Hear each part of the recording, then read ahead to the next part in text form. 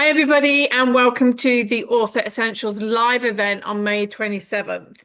I am your host, Dawn Bates, and I am the author of multiple books. I've published 28 over the last 10 years. That might not seem a lot to a lot of people, but when you're writing and researching these books and working with the authors on a one-to-one basis to really develop what it is that they are wanting to achieve, not just what the publisher wants to achieve, but what they want to achieve.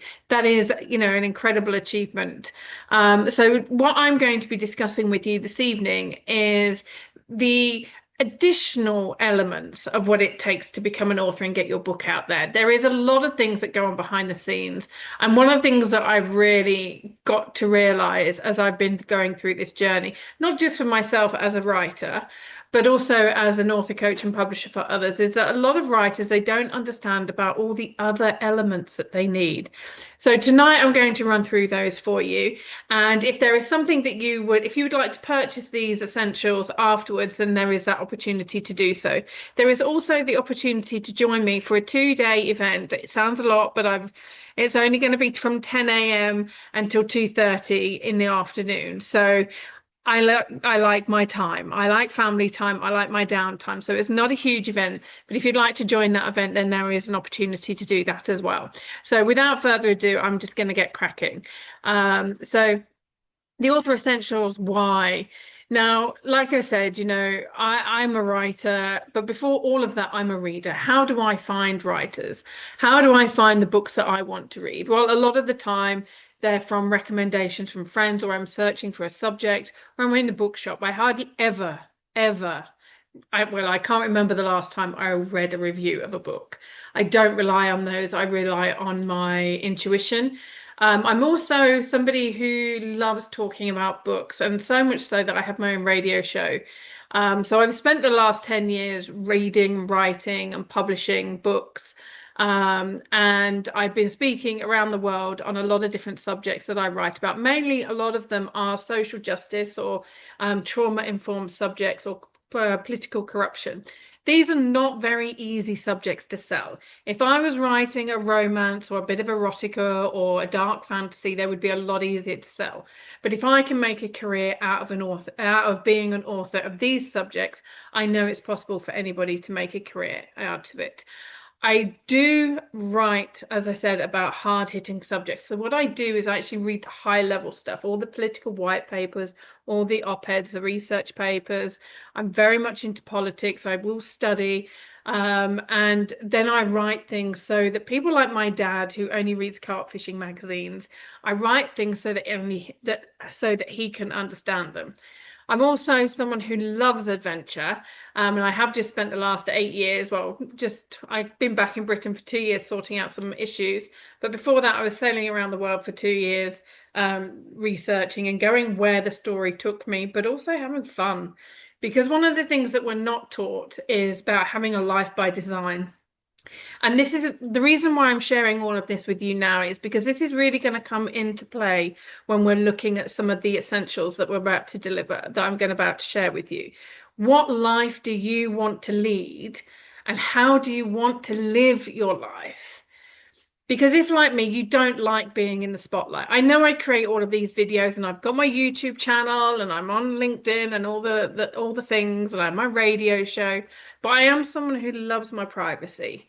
I did spend the beginning of my years when I was an entrepreneur, for the first 15 years of being an entrepreneur, I was in the spotlight. My face was everywhere. I was writing for international magazines, and I was getting recognized a lot. And it was like, I just want to be able to go to a cafe and read a book without getting recognized. And so I've been really navigating this. So again, I want you to bear in mind everything that I'm sharing with you, because when we get to a few of the author essentials a little bit further on, you're going to see what I mean and why this is so important to you. So now you know a bit more about me. I am also a fur baby mama, and so if you hear her snoring, it's my dog who kept us awake all out last night. And I have two wonderful sons who make me incredibly proud and motivate me every day. And again, it's about looking at how that life that I have away from being a writer and a publisher and a public figure, how I want to navigate life with those as well. So here we go. So the first one I put on here is the author, the I mean, I probably put them all in the wrong order actually, and I thought I had reorganized them. Um, but one of the things that I get asked about all the time is when are you going to put your books as an audiobook? Now, audiobooks, you need to have some really good equipment.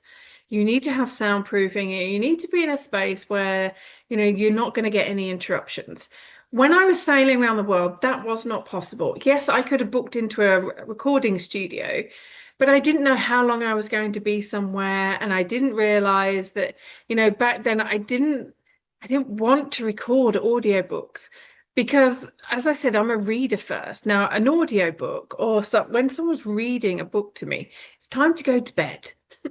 It's like I'm remembering reading books to my children. My parents didn't read to me as a child. God, how did I survive? But an audiobook, listening to a book, I know that I'm missing about 30–40% of the book. So I've had a real aversion to audiobooks.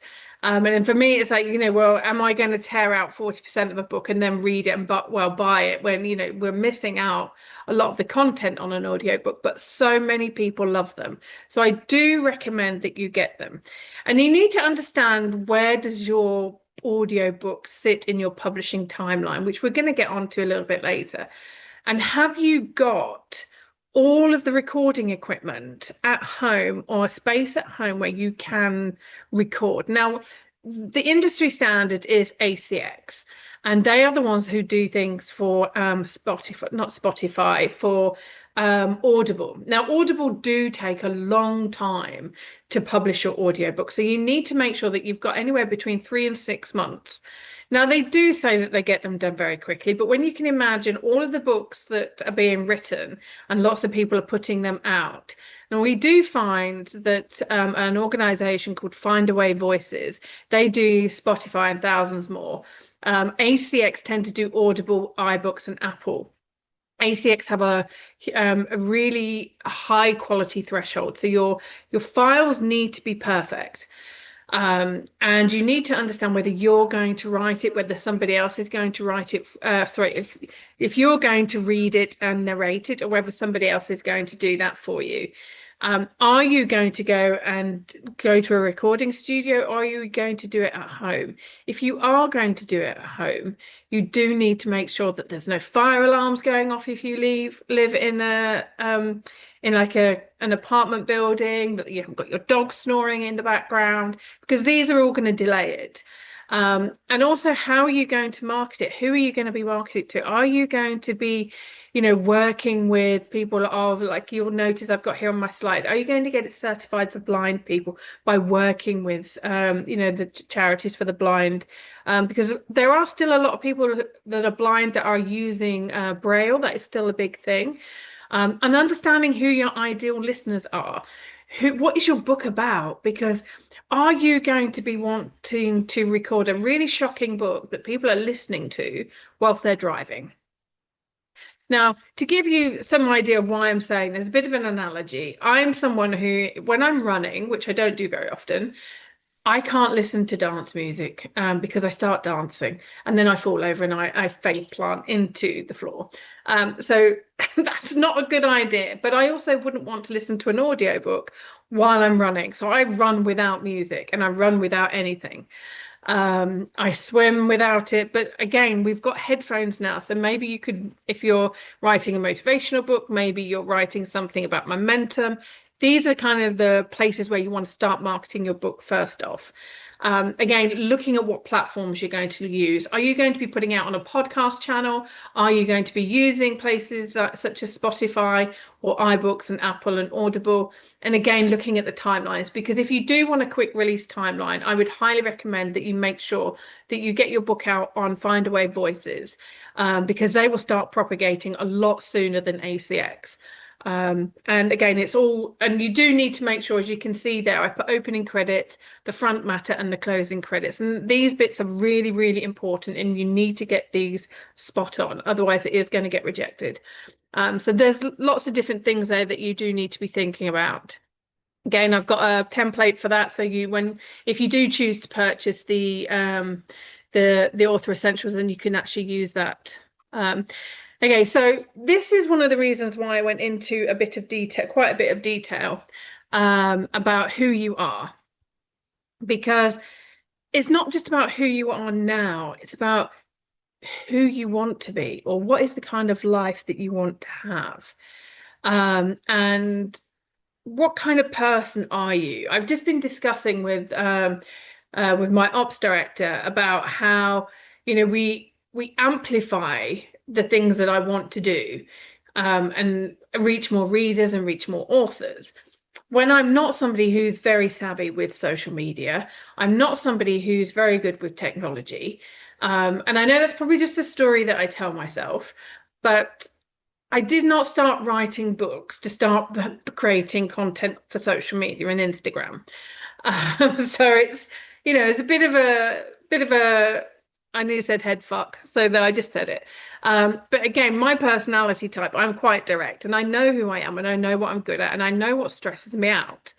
And editing and sound recording and all of that, that's not me. I'm also someone who cannot read scripts. I like to wing it. When I was on the dance floor, I'd be freestyling. When I write, I don't have a story mounting. I don't do any of that. I just write. I just pour from like this, what I call the unconscious conscious creation process. And those of you who work with me will know what that's about. And this is why it really matters about your author profiles, because it's like, where do you want to speak? How big is the audience? Is it going to be behind the microphone on radios and podcasts? Is it going to be on stage in front of tens of thousands of people? Is it going to be on national television or international television? What is your current comfort zone? And what are the insecurities? Now, for those of us in our midlife, a lot of us women in midlife, our bodies are changing. And so we might get a little bit subconscious. We might have gained a bit of weight like I have, and you really don't want to show up. Things don't dress right, and or you can't dress right, and these things come up. And again, it's about, where do you want to speak while you manage and navigate that. Now, I know that this is not something that most author coaches will speak to you about, and it's not something that a lot of people will talk about in the publishing process. But at the end of the day, we are still human beings as authors, and our journey matters, which is why a lot of people are actually coming away from the traditional publishers, because once you have sold your copyright and your manuscript to the publisher, they will put demands on your time of how you're supposed to show up and when. So working with a boutique publisher, or giving yourself permission to work with a smaller publisher or get self-published, it really matters. Are you somebody who already has business acumen and already has all of the skills and the team set up that you can just run and self-publish? Are you somebody who needs a lot of guidance? Are you somebody who needs a bit of both? You want the guidance, but you're also really quite savvy on what you're doing. Or are you, someone who you just want to write and just hand it over and just get paid for someone purchasing your manuscript? And that is one of the things why these author profiles are really important, because if you're sending it out to the media, you need to understand what media you're doing. So, for example, if you want to appear on podcasts, then you might want a mid-length podcast interview. Now, I have actually described all of these in all of the author profile, because I have quite a great, well, I know I have a great author profile, and I've actually done them for lots of different formats, because I'm happy to show up wherever I need to. And it's all about how quickly we want to grow, how quickly we are willing to allow our fears to take a sidestep, or, if we know that we want to be appearing on TV, what do they want from us? But if we've actually written everything out for them, then we make their job easier to choose us. Again, depending on the platform that you're on, they might want to actually get you to talk a lot about yourself if you're happy to do that. But if you just want to talk about the book or the characters or the journey, then that's something different. And it's also about, what do you want the world to know about you? You know, do I want people to know about certain things? Possibly not. And again, with my the content that I write about social issues. So sometimes I have to use a lot of my own social experiences or lived experiences to actually give credibility. Now, if you're somebody who's writing fiction, you might not actually have to do that. So again, looking at what you're doing and where you're going and what's in these profiles. And again, when you put this out there and you actually really acknowledge who you are and the success that you've gained, just be aware that there are lots of people out there who will hate on you for the success that you've had. Trust me. But one of the things I've learned is when you get some hate, turn it into content, because haters give us a lot of information about them. But also, when we can turn that negative into a positive, it actually does create some really fun results. And you can be a bit cheeky. Again, are you looking at expanding your brand? If so, you know, make sure that you've got a reason for doing that. Put that into your author profiles. And also look at, I put here, what capacity do you have for your career to grow? Because there are some people like, yeah, I want, you know, I want all this overnight success. Well, overnight success for a lot of people is 20, 30 years in the making. Again, today I'm not digitally native, I'm analog. You know, I still remember the phone, you know, that was on the wall and we had to circle round to nine, it had to go back. I still use pen and paper a lot of the time. I still have a paper-based diary. I still make everything from scratch. I do not have microwave meals and all of these technological things. So my time is a lot more natural, not technology based. So it might not actually speed up my life, but I have my team members who can help me with that. And I do use AI for certain things, and you can use AI to create some of these author profiles for you. Again, if you've got a lot of assets already out there and you have your social media profile set up and you do have social proof that you've been in the media before, or you've done community projects, or you've written articles, or you've got your like long form content on your social medias, especially things like LinkedIn, if you're talking more about business and social justice, etc., and more serious like non-fiction books, then look at what AI could actually help you with, whether that's Claude or whether that's ChatGPT or whatever it is. I mean, I call it ChatGNT, and I really do have to remember that it's not called ChatGNT. But again, look at the capacity that you have for growth. Is it that you're dealing with a health issue? Do you have small children? Do you have a partner who has a really busy career and you have to really navigate that between you? Because depending on where you're sending your author profiles to and the events that you're looking at being part of, or the publicity you're being you want to be part of, things can escalate very, very quickly. So just make sure that you're ready for that expansion, because it only takes one video or one interview to actually catapult your career.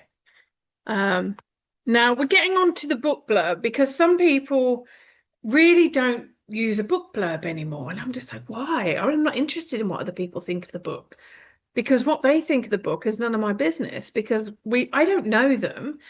We probably have very different tastes in literature and in life. Why would I want to know what their review is about?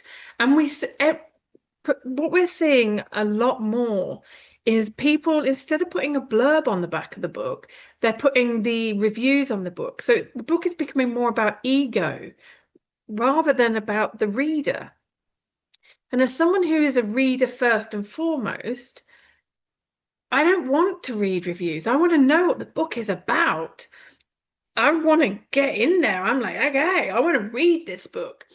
But the blurb is probably one of the hardest things I've ever had to do. And I remember saying to one of my authors, Amanda Denham, who is the author of Sin Eater and Seven Feathers. I only had Seven Feathers in my head for a moment because that's her latest book, and she's working on book two. At this moment, she's working on book two of Sin Eater. Both brilliant books. Seven Feathers was the book I didn't know I needed to read at a time because it talks about grief. And we'd been working on her blurb, and I remember saying to her, I've tweaked your blurb. So we had a bit of a giggle, but it took us a while because we're used to writing, tens of thousands and 100,000 words. But with a blurb, you're only really looking at 100 words and trying to explain this whole book in about 100 words. It's like, oh, how do you do that? Um, whether it's 50 words or, because on the back of the book, you do want to have your book blurb and you do want to have your author bio. Again, where we were just being with the author bio, you will need one for the bottom of your book. Now, if you're doing it in a hardback, it's always good to have, the blurb on the back and expand it a little bit with your author bio in the front. And your publisher might put a bit about the publisher. Or you might actually get the book blurb and the author bio on the inside flaps of the hardback dust jacket. If you're doing a hardback book. Now, I am someone who loves hardback books. And I just, yeah, anyway, I could rave about them for quite a long time. But again, the book blurb and your author bio, they actually help you get a synopsis of the key points of the book, and you can really use that to actually send it to an agent. So if you are looking for an agent, now there's some questions that I've created for you to be answering in the chat. So they will be sent into the chat by my assistant very soon. But if you've got it's just to let us know whereabouts you are on your journey so we can support you more, or we can answer your questions as they come up throughout this session. And it's about looking at if you are wanting to go to an agent, you really do need to get your blurb sorted, your bio sorted, let people know that you've got an audiobook, plan of action, but also making sure that you understand what the key points are of your book. Now, whether that's fiction or non-fiction, whether it's, what the protagonists, growth lessons, or whether it's case studies that you're putting into the non-fiction book, or whether it is those different voices if you're writing an anthology, you need to be able to bring all of those in and actually acknowledge those within the book blurb. And like I said, you've only got 50 to 100 words to be able to write a book blurb. That's no easy task. And I know those that, are probably a little bit more digitally native, they used to, was it 136 characters for Twitter, in a short Instagram post or a short Facebook post. Yeah, I find that difficult. I write articles, I write books. I'm not that great at the social media. Bear me a second, I just need some coffee. Again, I just wanted to bring this in because it's like, should you use AI to write the blurb? Now, when you receive these templates and these examples, you will see that I've actually shared some of the ones that I've written, and then you'll get some little bit of extra text there, explaining what it is and why you should do it. And I've asked the question, how hard can it really be to write a book blurb? It can be really hard. It really can. Sometimes it's really easy. And like I said, you can use AI to write it. You can just tell the AI, whatever platform you use, what the book is about, and it can help. But personally, if you do that, please, please, please remember that you're a writer and just go, okay, thanks for those ideas, and then rewrite it. There is nothing worse than reading something that just feels like AI. And I remember someone recently telling me that my writing, he wasn't quite sure whether it was AI or whether it was me. And I know that I'm a very good writer, but I was quite insulted by that.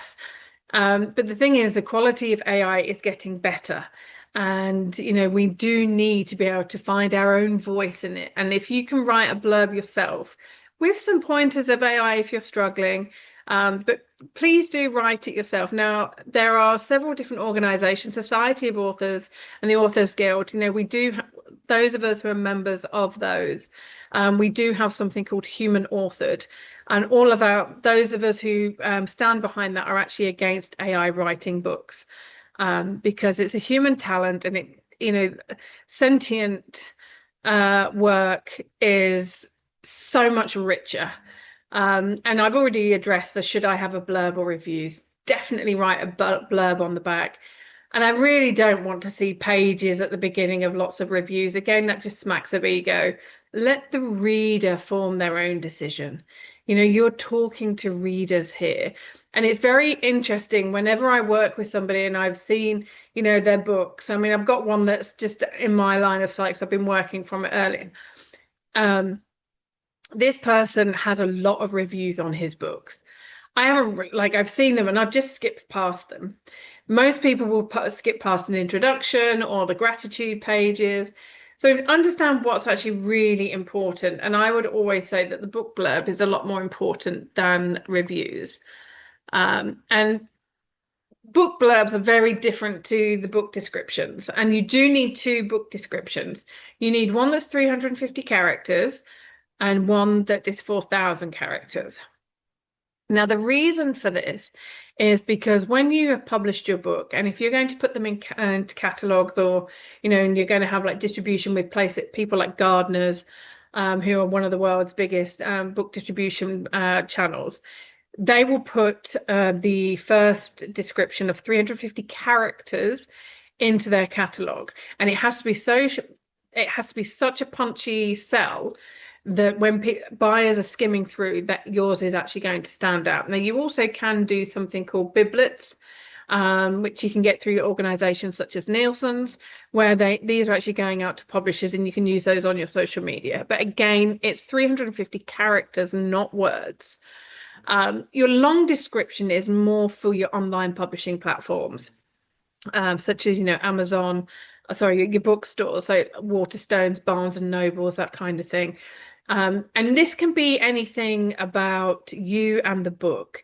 Now, what it works really, really well when you're writing a long description is having a blend of you and the book. Now, some people do they do an interview, and they have, it's an interview questions, so it really picks up on the SEO. But if you write the book description really cleverly, it's actually more of a journey for the reader. Now, these fit really, really well. Remember that the character does include all your full stops, all your spacing.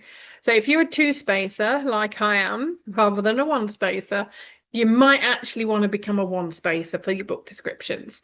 And they can actually be changed once it's published. And this is something that I do as a publisher.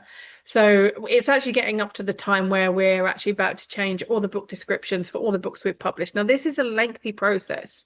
It's not something that, a lot of people, like if they've published their book once, it's unlikely well, I've not met many published authors that will actually go back in and update their description. This keeps you relevant. This keeps you on trend. So you can actually say, well, this is why this book is still relevant. And because you're updating the book descriptions and you're actually probably writing it with a bit more SEO, you probably got a little bit more savvy, or there's a new story that's unfolding, or your book is relevant to something that's happening in the world, you can actually write your book description to be able to lend itself for that. So it actually picks up it, you can then reuse that book description in a press release, or actually to apply to a podcast or a radio show, or to a magazine. Or you can actually send your book description, one of the 4,000 characters, to a magazine for them to promote for you, or to actually win yourself, a seat at a conference on the expert panel, or as a keynote speaker. So again, there are lots of reasons why you should have both of these descriptions in place, and they actually work very well together with your book blurb and your author bio. Again, all of these assets are going to really help you position yourself and win an agent if that's what you're looking at doing. So yes, you can change them once they're published, and it's absolutely, you should really optimize them for the SEO. And that's search engine optimization, for those of you who are not familiar with that phrase. Okay, so the storyline and the biographical memoir timelines, most people will just fall to the ages they were when they're writing a memoir, or a date, and they'll write them all out. So, you put the year you were born, the year you are now, and then like the key milestones upon that. And that's a great start. But one of the things I would suggest is think of all the lessons that you want to share. And when you do that, you actually start building the red and golden threads throughout the memoir. Because if you go, well, I want to write about this particular lesson, you might realize that this lesson started at a certain age, and then you got the next layer of that lesson, and then the lesson really hit. So now what you've got is 3 points on the story, and it's actually started to weave in a really nice thread through it. And then once you've got all of those lessons, whether that's a lesson of yourself or whether that is a lesson of your protagonist, you really will start to build and layer the story. And then when you actually put them on the age to date timeline, you'll start to see you've actually really built out your story really, really beautifully. And you'll have got a lot more meat and potatoes, as they say, of your story. And it really does help you. Now, when you're getting these author essentials, and the link is going to be popped in the comments any moment, you will see that I've actually given lots of questions that I want you to think about. You know, how are these going to help you? How are you going to, look at your own life? So, for example, I was working with an author once who was writing about civil war, but had never lived through it.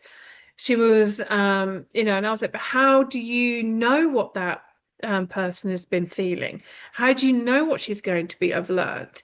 You know, how is she relating to the other characters? And so she had to go and then interview people. And I know that some people think they don't need to do research, but you really do. Now, I have gone to different countries. I've traveled the world for the story. I've gone and lived in those places. I've gone and researched the politics. I've gone and researched the systemic abuse and the infrastructure of the countries, and really spoken to the people and lived amongst them. And I also read a lot of books about the stories that I'm writing about. And, you speak to Elif Shafak or Margaret Atwood or any of the other greats like Doris Lessing. Oh my gosh, her books are incredible. But again, all of the people that write these books, you really have to know the area, because there's nothing worse writing a storyline and talking about the area of expertise or the area of growth, or whether it's a physical location area, if it doesn't gel with the reader, because the reader will have probably been through something or know of something along those lines. So, for example, those of you who know of me, you'll know that about I do tend to write a lot about sexual trauma, and FGM and women's health and menopause and things like that. And it's like, how can I write about those things if I've never been through them? Because then it makes it relatable. Because if somebody reads my book and that's not relatable or it doesn't make sense to them, it doesn't gel, and it creates a disconnect. And sometimes it's a bit what I call reader whiplash. And so it's about all of these lessons that you want to share and making sure that you understand them, which is why I've actually put a lot of questions in these author essentials. And how are you going to define them? How are you going to imagine them? How are you going to research them? And I found it wasn't just enough to give you templates or examples, but for you to really dive into the subjects and really untap something or unlock something that's within you, so that you can become a better writer. And these are, I put here, they're not just templates for you to mirror. They're designed to inspire you and expand your vision, which I really hope that they do. And if I can help you in any way, then, just give me a shout, just message me. And one of the great things about when you understand what it is that you're writing about on all of these different levels is you start to see either a series of books, or you start to see additional revenue streams. So, for example, you might be writing a book, but okay, well, is there a course to come off of this? Is there an opportunity for merchandise? Is there an opportunity for you to get a consulting role? And again, it's about you gaining clarity about who you are as the writer, not just as the author, but as the writer. Because They are two different, they're quite distinct identities because the writer within us is, someone who's probably a lot calmer, very solitary. We want to be in the research and like the writing process and that reflection process, whereas the author has to be the one out there, doing the thing, being seen, speaking at events, doing all the jazz. And it's about where do you want to spend most of your time? Are you going to hire other people to do all of your social media? Are you going to, hire somebody else who's going to create all the content and take what you, or are you going to use AI for that? But again, it's making sure that you've got all of this clarity so that when you actually do come to market your book, you actually have all of the assets and the ideas and the content ready. And that's what it's about, being content ready. Because once you've got all your content, you're going to write a press release. And you've got your author bio, you've got, your timeline, you've got all your assets, you've got your blurb, all of that jazz. And your press releases, now, when I started sending out press releases 30 years ago, it was very news. Okay, who are you? What are you selling?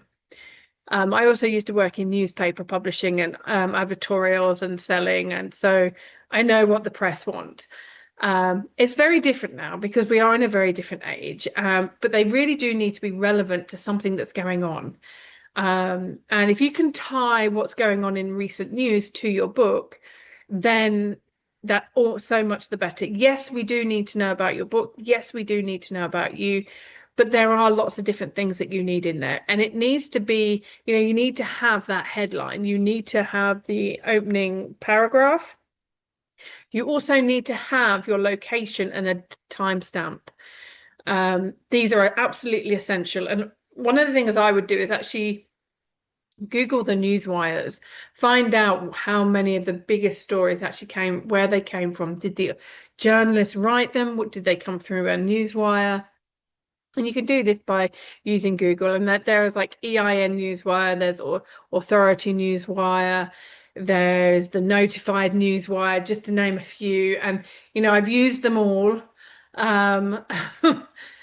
And again, different changes within the organizations, different changes in where I wanted to go and everything. So choosing which ones that you really want to get out there, and do you just hire a press agency? Because sometimes it can be easier to hire a press agency if you want to stay local or national. If you're staying local, it might only cost you £1,000 or $1,000 a month. They really focus on the local press. You might also be wanting to create relationships with the local press. But as I was told recently when I moved here to Cardiff by a press agency, one of the top ones in the city, when I told them what I did, I'm a writer, I'm a published author and speaking, she goes, yes, isn't everybody? And I was like, oh my gosh. And I was like, yes, but this. And so because we are in a world where everybody's writing a book, everybody's a publisher, or everybody's a speaker, we really do need to differentiate ourselves and our work. So it's really good that we do our research, and you do need to have the news template at the bottom.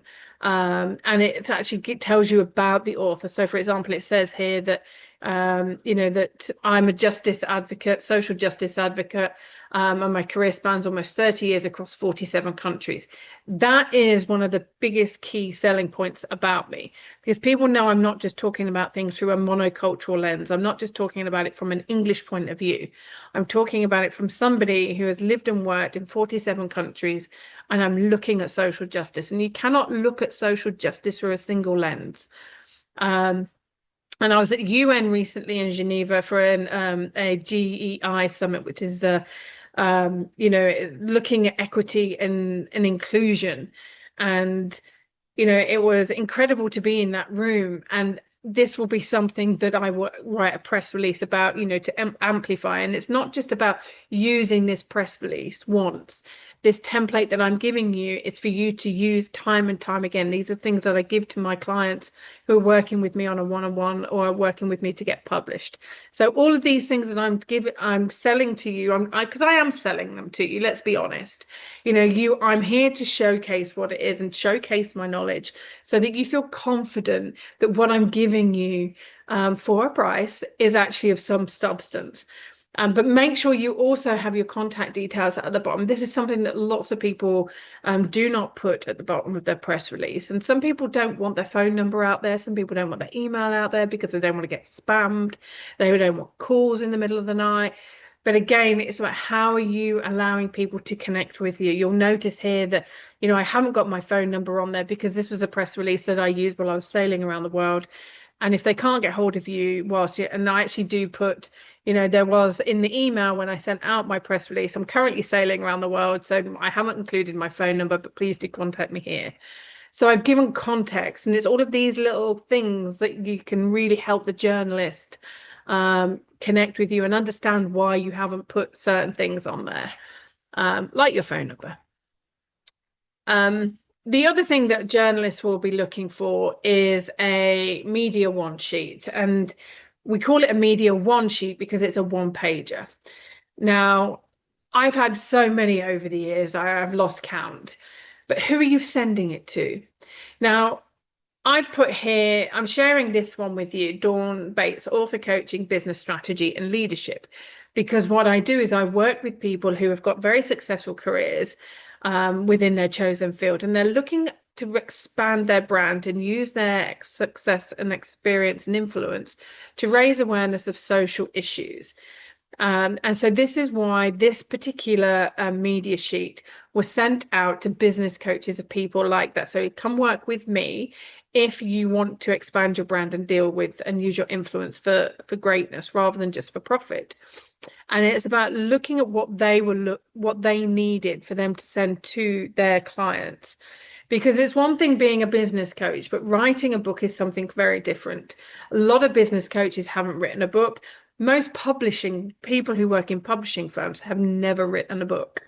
And the amount of people that I have met in the publishing world that have never published a book and very rarely read astounds me. How can you work in the publishing world if you don't read? I mean, I met somebody the other day, hugely successful, has only read 3 books. I'm like, what? How can you only read 3 books? Like, is that a week? No, in their entire life. And they're nearly 30. So I was a bit shocked at that. Because I read about 3 books a month. Well, 3 or 4 books a month, I think. That's complete start to finish. I mean, there are other books I'm reading in that time. But again, it's like, who are you wanting to attract? Because I want to work with writers who read, because the more you read, the better you write. And if somebody is writing a book or wants to be an author of the book, but they're not reading, they're not probably going to make a very good writer, because how are they getting all their research? Are they paying someone to do it? So they're not really the author. They are the subject of the book. So again, it's about looking at, and you do need to have a very striking picture. Now, because I write about social issues, me having my face covered here is almost like a gag. We're not allowed to speak, we're being silenced, but I'm looking you directly in the eye. So it's a very, very strong image. And again, it speaks a lot of volumes about what it is that I talk about. And it's really important that you get your media sheet to represent where you're going and who you want to work with.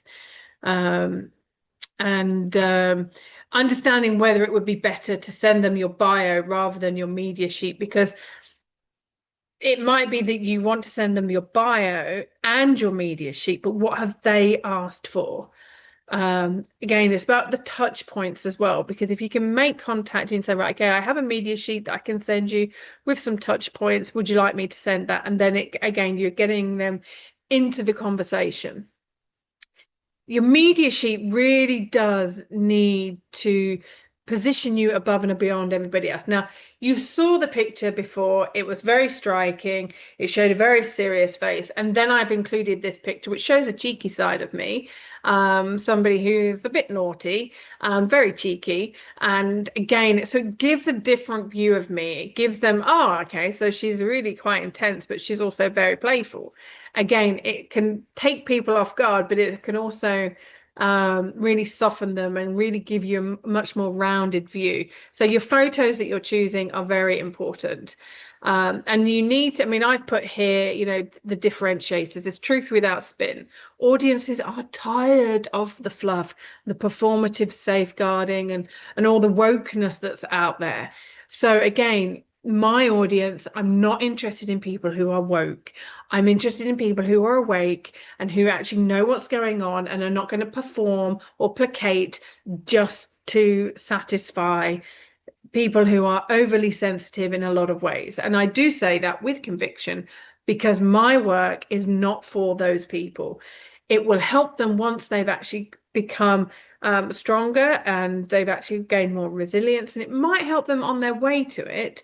But the people I want to work with, the people I want to speak with, I don't want to be walking on eggshells. So again, it's about establishing that from the very, very beginning. So again, this is where the key differentiators are. Never be afraid of who you are, ever. And add the 2 to 3 keynotes that you want to put on there. I've put 4. Some people could say, give me 5. Some people say, give me 10. So that people they've got a range of what it is that they can position you, especially if you're working with event bookers. So they work with lots of different conferences, and you can say, well, actually, if you give me 10, I can send one client 3 of them and another client 4 of them, and if they're different, they can actually help pick and choose and where you go. So that's always a good thing. But again, what do they want? Ask them why. What it is that they're looking for. And remember, why should you be chosen over everyone else? Why shouldn't you as well? Now, the other essentials that I'm going to send you, I did a lot of research on those. And I have the one rule: create before you consume. Now, a lot of people wake up and go straight onto their social medias. Some people will get up and they will have lots of conversations, or they'll read the newspapers, or they'll read something else. I don't do that. I like to create before I consume. Now, it might be that I will get up and I'll write a LinkedIn post. It might be that I open up my notepad and I'll start creating what I'm going to be doing for the day, or I'll start journaling. However you're creating, or it might be that I walk my dog, that as I'm walking my dog, I'm creating my mindset for the day. Like, what is it that I want to achieve? How do I want to feel today? What are my goals? Where do I want to be? What do I want to achieve by the end of this today or at the end of the week? And these things are really, really powerful when we do that. And now I interviewed lots and lots of authors for this top tips. So this is not just my ideas. And I put a survey out to lots of different authors, and this was collected over a period of time. So some of these are not just my tips, they are from everybody. But one of my favorite ones is always keep at least 2 journals on the go when writing a book. One of them will be your research journal. So like you're writing down your, things that you're learning or you're overhearing, or things that you've learned, or you've been reading another book, and you're like, oh, I've really got to include that, or that's a really great idea, and you're writing it down. So it's your writing aid, it's your research, it's your creative journal. I then have another journal, which is what I call my gratitude journal, where I'm actually writing all the things I'm grateful for. And I do this at the end of each night. It's my gratitude flood. And then I have another one, which is it's my daily notebook where I'm actually writing down lots of notes. But my gratitude journal is also something where I'm actually manifesting the future. So I'm actually writing down all the things that I'm grateful for, and the journey that I'm on. And I'm actually writing everything as done. So it's not just the things I'm grateful for now, it's the things that I'm grateful for in my future. So I'm grateful that I have, an incredible adventure across Eurasia, because I'm planning on driving across Eurasia. I'm really, really grateful for, being able to serve 1 million authors. I'm really, really grateful for 1 million readers. And I'm really, really grateful that, I get to have an incredible life where I am free to read and write all day long and be able to be of service.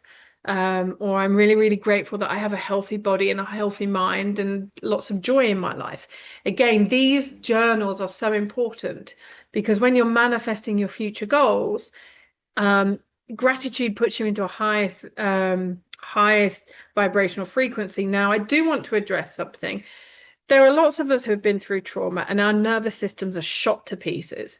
And there are some coaches out there that talk about manifestation and they talk about receiving and that you have to get into that right vibration. And I really want to bring this home because when you've been through trauma, whether it's a loss of a child or a car accident or sexual trauma or, you've lost somebody like grief, your nervous system is fried, and sometimes that vibrational frequency that you're emitting is not going to be drawing in the things that you want. And so this is why your journaling is so important because you're releasing some of the negativity that's there. And I always say, create before you consume, because when you're creating that mindset or you're creating that time for yourself and you're creating the look for the day. For me, at the beginning of 2025, my day was get out of bed and stay out of bed because I'd just been through something so horrendous. And it was like, okay, this month it's get out of bed, stay out of bed. Next month it's get out of bed, show up for a Zoom. And it was these mini goals every single week that I was doing. Now, if those of you who've been following me for a while, you'll have seen my journey. You'll have seen, the moments. And you'll have heard me talking about this. So it really is about you creating your own life. Now, as you can see here, the top tips, they go, write every day and turning negatives into positives. And that is one of the things that's really, really important because even though we've been through some of these negative experiences, or we've been through trauma or grief or loss, these our career ends and we have a loss of identity. When we learn how to turn those negatives into positives, it really, really does help when you have all of those different journals. Now, I also, if it's money situation that you've got, I do have a money mindset PDF that I've created. It's several pages, and it's for you to really deep dive into your money story. What was it that your parents did you inherit from your parents, or did you inherit from your society or from your religion about money? So you can actually work through that. There's quite a number of different resources that I've got. And one of the biggest things was, which is not going to be hard for those of us who love to read and are lovers of literature, but it's read as many books as you can whilst you're writing. And never compare yourself with others. I mean, there's absolutely, I think there's over 20, yeah, there's 21. Oh, gosh, no, there's 24, different tips in there for you. And we've also got the Author's Ultimate Guide, which I designed as a 7-week course for authors. And I wrote this when I was a single mum rebuilding my life after divorce and returning to Britain after 4 years out of the country. So I know that the Author's Ultimate Guide, and those of you who have joined here, you can join me on the 30th and the 31st of May, where I will be running through the different modules of the Author's Ultimate Guide. If you want to join, that's only £97.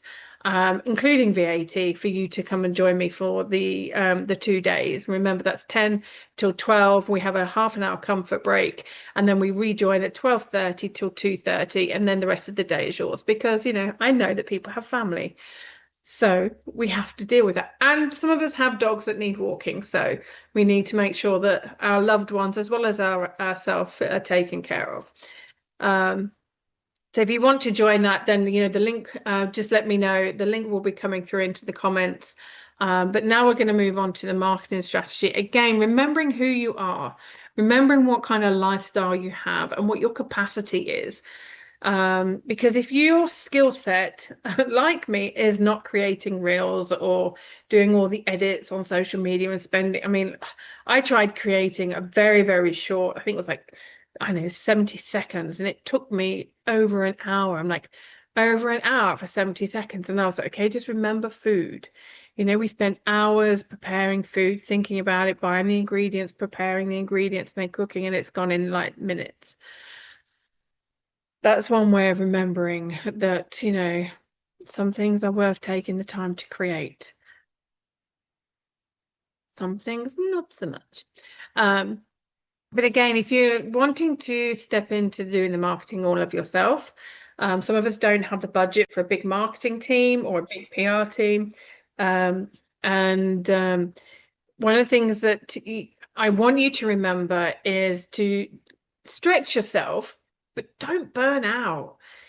And I really feel that there are so many people that are like really in burnout mode. And, especially those of us who are like 40 and beyond, we've been really conditioned that if we're not working, we're being lazy.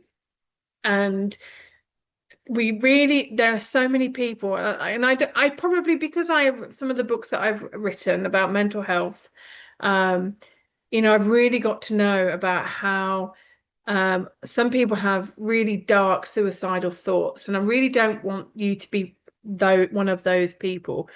And so knowing what your capacity is and knowing how much you can market your book, because obviously the more marketing you do, the more you're going to be showing up in other people's feeds. And remember the 7 and 11, some people they only need you to see you 7 times, some people only need to see you 11 times.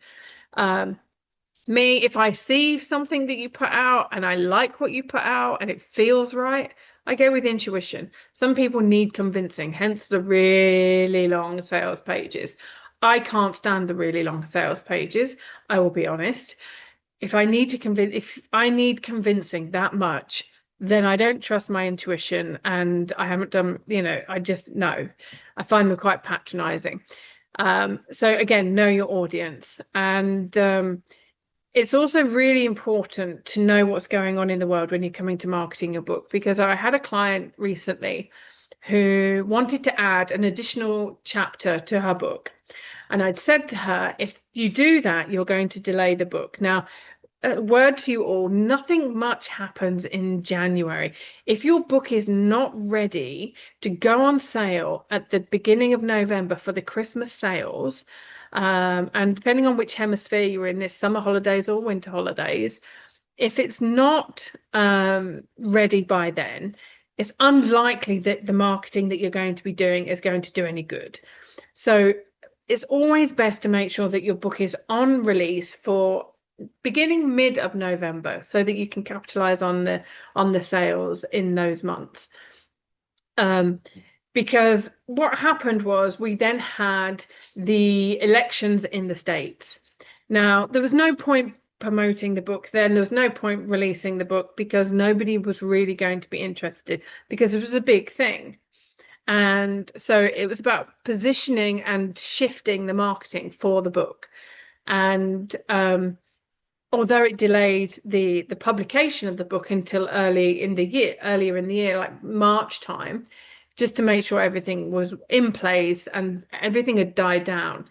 But if you've got the FA Cup final and your book is about football, brilliant, publish the book, go with it, get it out there.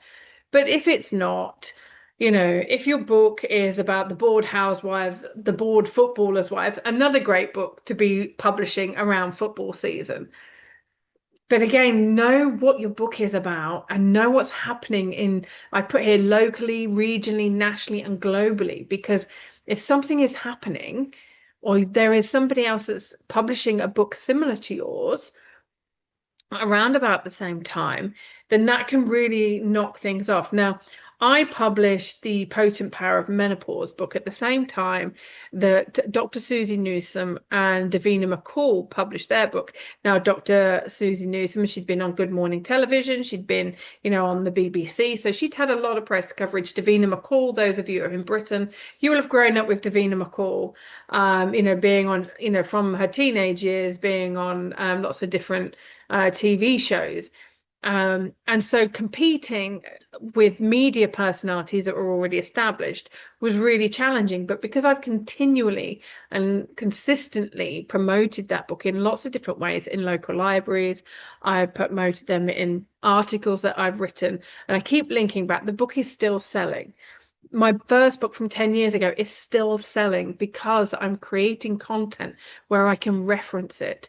So, when I'm talking about rural racism and the events that are going on around the world at the moment with with some of these far right or political organizations talking about Friday Bridge and rural racism and what it was like growing up in a racist area, and racist Britain, that book becomes very relevant again. When we're looking at problems within the Arab world, now I can then relaunch and start talking about Wallahi, my second book, about what it was like living through the Egyptian uprising. So again, what is your marketing strategy and what is going on?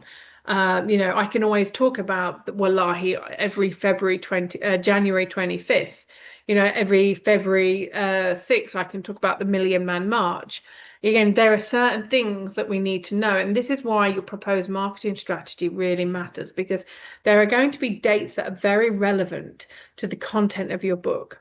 There might be the UN international dates. So, for example, if you are writing a book about house building, believe it or not, there is the International Day of the Toilet. So if you're writing a book about house building, it might be a really great thing to talk about, the bathroom section of your book on the International Day of the Toilet.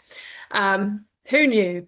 But again, look at some of the fun things that are out there that you can actually tie into your book. Are there like home conventions? Are there, influencers on Instagram that are, talking about home renos, etc.?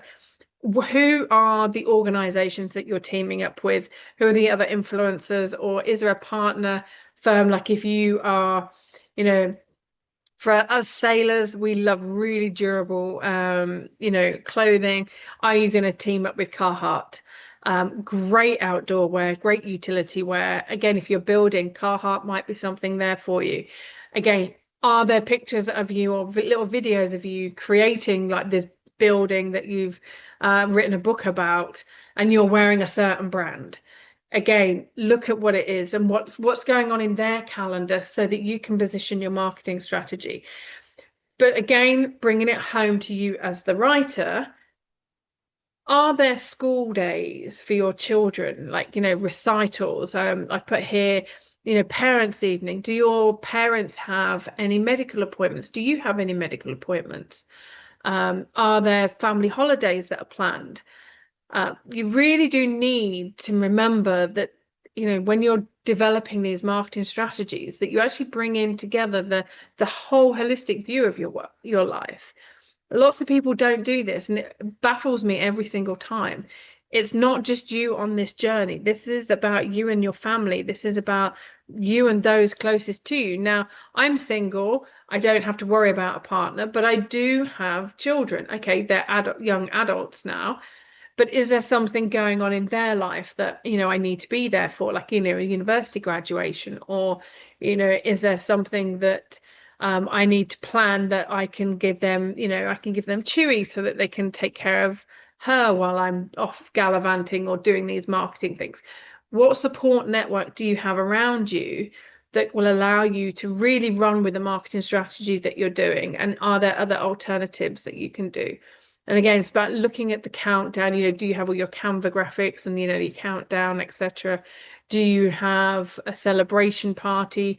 Are you doing things online as well as in person? Again, look at what's actually getting, and I've given you like a full breakdown on these as well.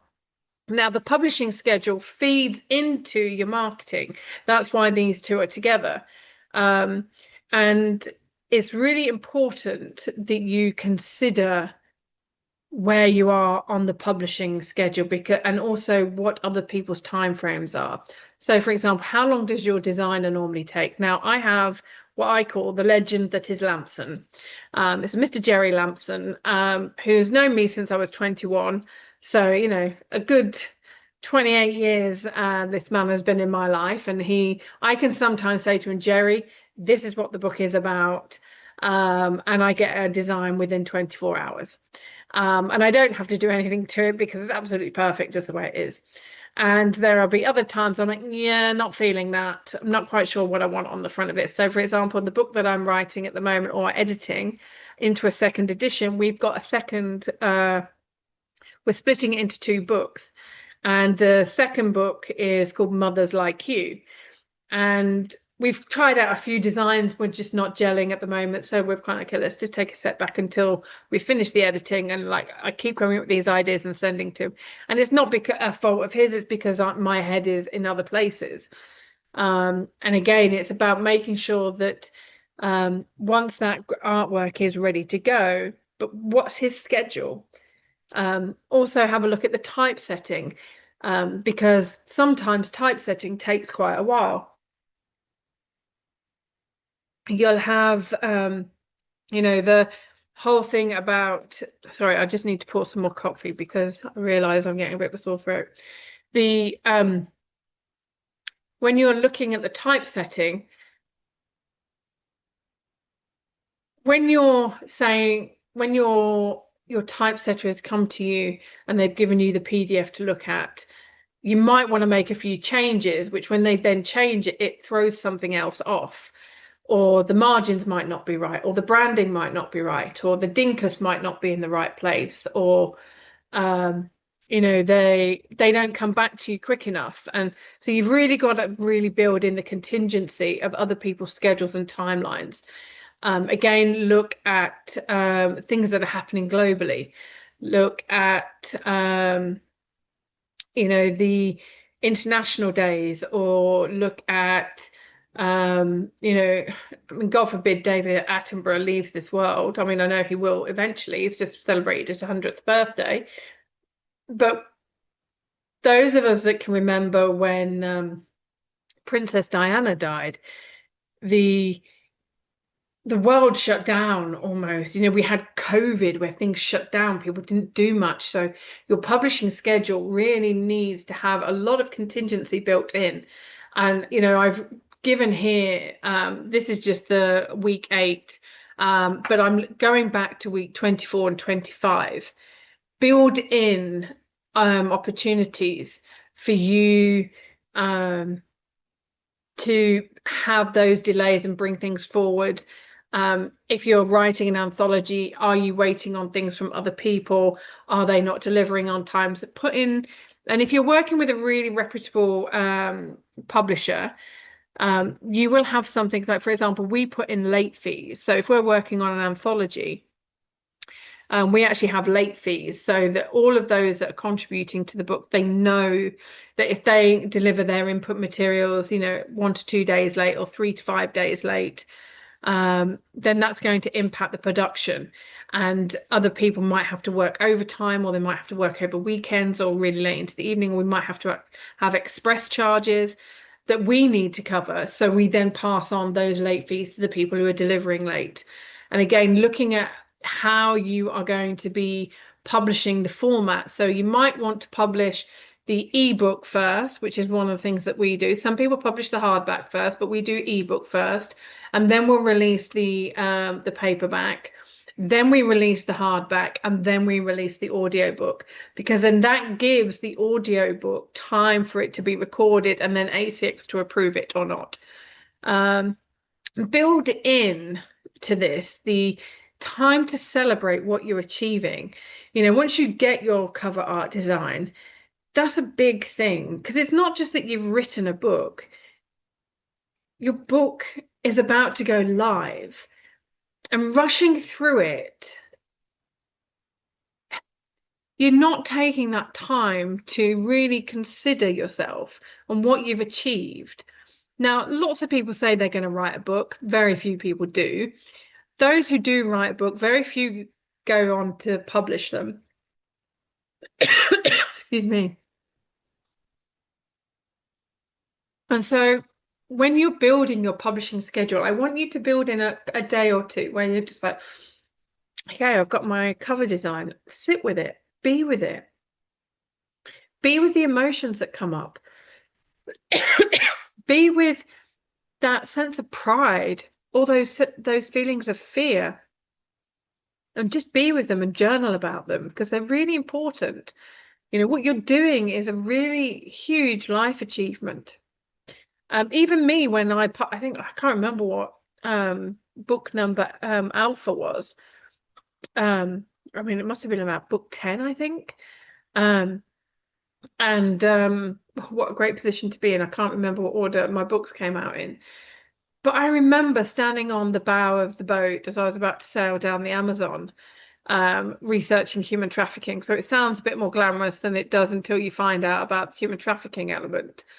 And I remember standing on the back of the boat on the stern, looking out, and the sun was coming down, and I was just like, oh my God, I've just written a book.